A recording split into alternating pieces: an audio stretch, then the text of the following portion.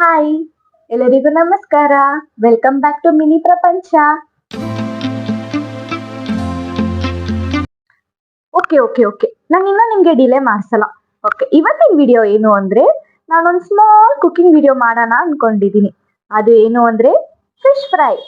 ಈ ವಿಡಿಯೋನಲ್ಲಿ ಯಾವ ತರ ನಾನು ಫಿಶ್ ಫ್ರೈ ಮಾಡ್ತೀನಿ ಅಂತ ನಿಮಗೆ ತಿಳಿಸ್ಕೊಡ್ತೀನಿ. ಬನ್ನಿ. 1/2 kg ಫಿಶ್ ಸ್ಲೈಸಸ್ ತಗೊಂಡಿದ್ದೀವಿ.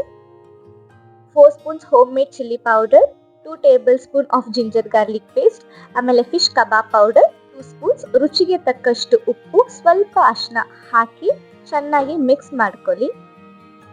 ಮಿಕ್ಸ್ ಮಾಡಿರೋ ಫಿಶ್ನ ಒಂದು 30 to 45 ಮಿನಿಟ್ಸ್ ಚೆನ್ನಾಗಿ ಮ್ಯಾರಿನೇಟ್ ಆಗಕ್ಕೆ ಬಿಡಿ.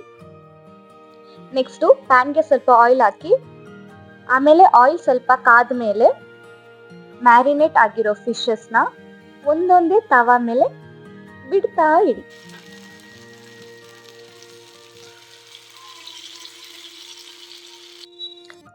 ಎರಡೂ ಸೈಡು ಚೆನ್ನಾಗಿ ಒಂದು 5 to 10 ಮಿನಿಟ್ಸ್ ಫ್ರೈ ಮಾಡ್ಕೊಳ್ಳಿ. ಈಗ ನೋಡ್ತಿದ್ದೀರಲ್ಲ, ಎರಡೂ ಸೈಡು ಚೆನ್ನಾಗಿ ಗೋಲ್ಡನ್ ಬ್ರೌನ್ ಆಗೋಷ್ಟು ಫ್ರೈ ಮಾಡ್ಕೊಂಡಿದ್ದೀನಿ. ಈಗ ಇದನ್ನ ಪ್ಲೇಟಿಗೆ ಸರ್ವ್ ಮಾಡ್ತಾ ಇದ್ದೀನಿ. ಇವಾಗ ಬಿಸಿ ಬಿಸಿ ಫಿಶ್ ಫ್ರೈ ಸವಿಯಲು ಸಿದ್ಧ.